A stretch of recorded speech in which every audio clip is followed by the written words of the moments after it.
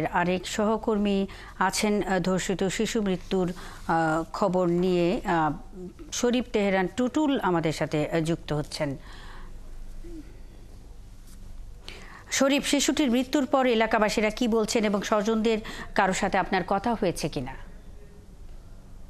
মনি, আপনাকে ধন্যবাদ। আসলে শিশু মৃত্যুর যে সংবাদটি কিছুক্ষণ আগেই মাগুরে জানাজানি হয়েছে, এখনো সেই অর্থে মানুষের মধ্যে যে ব্যাপক আকারে জানা, সেটি এখনো জানাজানি হয়নি। তবে তার পরিবারের সঙ্গে আমি এখনো কথা বলতে পারিনি।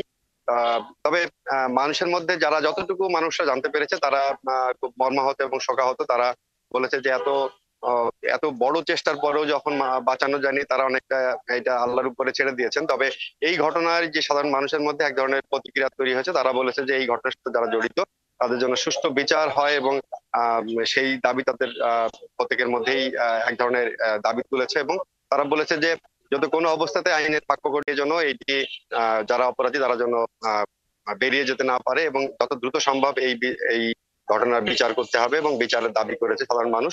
তবে একটি বিষয় হলো যে আমরা এই এই ঘটনাকে কেন্দ্র করে অব্যাহতভাবে যে 3 দিন মাগুরা শহরে যে আন্দোলন ছিল, সেই আন্দোলনটা কিছুটা স্তমিত হয়ে পড়েছিল। তবে আজকে হয়তো এই ঘটনা জানাজানি হলে শহরের কি অবস্থা তৈরি হবে সেটি এখনো বোঝা যাচ্ছে না।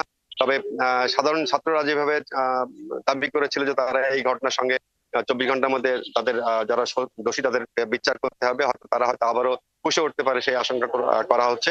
তবে সাধারণ মানুষের যেই আশঙ্কার জায়গায়, তারা মনে করছে যে এই ঘটনাকে কেন্দ্র করে যেন কোনো রকম শহরের নিরাপত্তা পরিস্থিতির জন্য কোনো রকম বিঘ্নিত না ঘটে, সেই বিষয়টা তারা আশঙ্কা প্রকাশ করেছে। এবং তারা এই ঘটনা যাতে সুষ্ঠু বিচার সহ শহরের পরিস্থিতি যাতে সুষ্ঠু সুন্দর থাকে, সেটা সাধারণ মানুষের এক ধরনের কাম্য, এটা মনে করা যাচ্ছে। তবে আমরা সময় গড়িয়ে গেলে তা বোঝা যাবে যে আসলে এই ঘটনা কোন দিকে মোড় নেয়।